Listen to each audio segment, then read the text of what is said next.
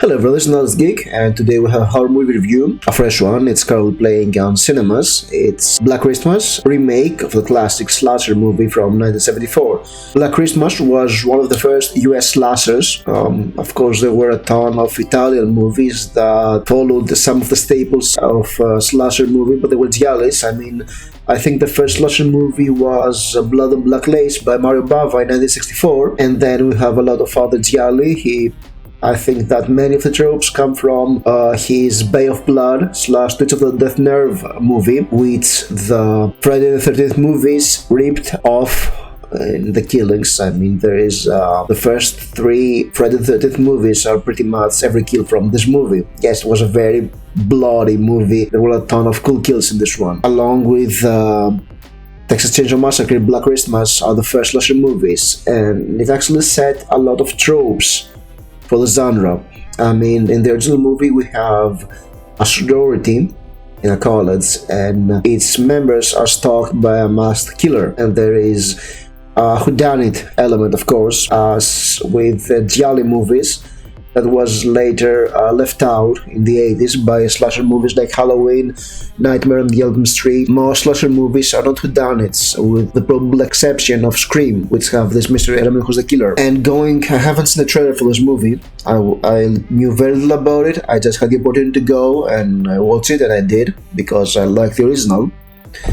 And oh boy, thankfully I haven't seen the trailer, because the trailer is full of spoilers. It pretty much spoils every plot point of this movie, except for one point, and it was a pleasant surprise, that one, sort of. Actually, going into the movie, I was surprised because there was a text in the beginning that looks like this movie will be a supernatural horror movie, not a slasher, and it starts a little before Christmas as the sorority members are leaving campus, and there is this girl who is alone at night. She's attacked by a masked figure, and this masked killer seems to be teleporting around her. It's so funny the way he appears, he disappears, he reappears in strange places. It looks like he's teleporting, and I was like, oh, that's interesting. It might be a supernatural horror movie about a teleporting serial killer. Cool. It's not. Really. There's a supernatural element too, but it's not that, and it's a disappointment. It disappointed me. The movie is not a huge budget movie, it's a Blumhouse movie, so that means it's a low-budget movie that gets the tropes right, and it appeals to a small niche, but that means it will make money because of low cost, and the production values are quite good. Actually, it's weird about if this movie is good or bad. I didn't like it, okay, but there were things in there that are quite surprisingly good. So what's the story? There's a lot of story in this movie, come to think of it. After the first murder, of course, after the first woman is killed as a slasher movie, we have this sorority that is called NKE, Mi Kappa Epsilon, which is the Greek initials for non-for-profit enterprise. Fun fact. And there is also another fraternity, the DKOs, or as they call it, the Dicks, because there is little subtlety in this movie, really. So we have the girls from Mi Kappa Epsilon, and that's really a waste of an opportunity. If you have a supernatural horror movie in a college, you should call the fraternity or sorority Hixi Sigma, or which is ancient Greek for 666, the number of the beast. That's why you see all those Rotten Christ t-shirts with Hixi Sigma. It's the number of the beast. Never mind that.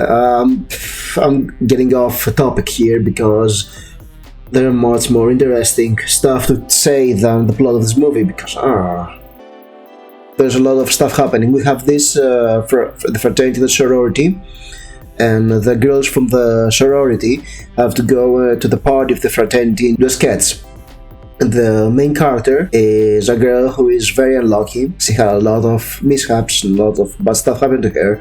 Because she's an orphan, she has to work for a living, and also years ago she was assaulted by the former leader of Delta Kappa Omicron, or Dicks, the Dicks, yes. And nobody believed her, so she has trauma, she has PTSD, she tries to weave this away, but clearly she's not over it, and who would be. So they go to the party, she saves one of the girls from assault, of course, and she participates in a sketch where they call out the boys and their antics by singing and dancing to a feminist version of a Christmas song. And then we have a number of murders happening, and you just stand there and wonder, I wonder, which of those cartoonishly evil white men is the killer? Is it the former leader of the Dicks? Is it the Carlin of the Dicks?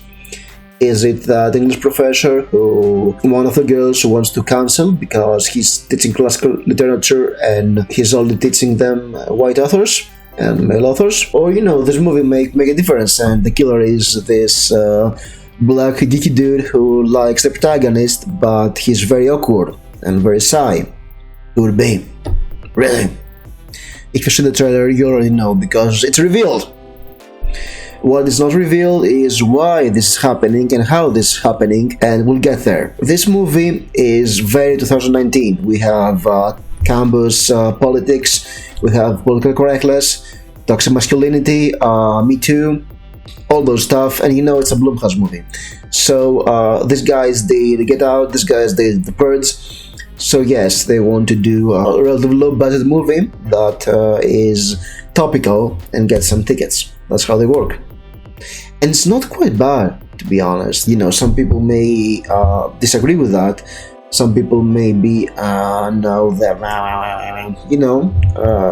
they may be a little bit pissed off by all this narrative, but I think it's done well. Actually, I was having this conversation with another person who saw this movie, and she haven't noticed something that much of what is happening because the stereotypical SJW character, the black girl who is keen on cancelling the professor, is a very vocal, very fighting justice warrior, and also she's a daddy's girl and very rich and very privileged, while the real victim, the protagonist, just want to get by.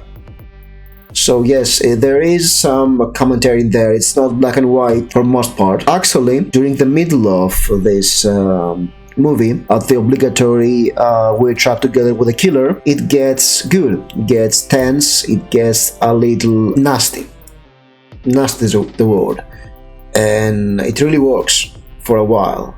Not that great though, because, okay, the politics and the ham-fistedness of them or not is an issue for many people, but it kind of works as a satire of our age. The real problem with this movie is that it is a PG-13 movie. Yes, PG-13, that means teenagers can watch this movie, and it's a slasher. It's a movie about a serial killer or killers killing people. So the murders, and if you have a slasher, the murders should be good, are not. They are very fast, very anemic, not sadistic at all, and if you want to see a good slasher movie, a successor to Scream for instance, you'll be disappointed. Because yes, there is one scene that is decent. I like the scene under the mistletoe. It had this nastiness there, but overall, it was a disappointment. Really, the murders were so anemic. Was boring, really. And the direction is not bad. It's adequate. And there is a good work done with the characters. The casting is very good, and the girls of this movie really stand out. They are very different characters. They are fun. The dialogue is great. The direction are great. There's chemistry in there. Really like them. The men are sort of, they're sketchy, but whatever. It's a feminist horror movie. We know the tropes there. The final part was awful. The final act of the movie was very ham-fisted, fast done, it made little sense, it lost all subtlety. The reason why this murder happens, I found it stupid. Yes, this movie is a miss. If it comes on Netflix, it would be a fun, casual horror movie. I will hope they'll do a cut version and put some more blood in there, because this version of the movie really needs some nastiness and some blood. It kind of works, but really it's skippable in my opinion. But of course, I'm a dude, so what do I know? If you've watched this movie, then please leave a comment. Tell me if you liked it or not. Tell me I'm a dude and I'm wrong, and I hate certain groups of people. Whatever. And I'll see you in a video. Thank you for watching.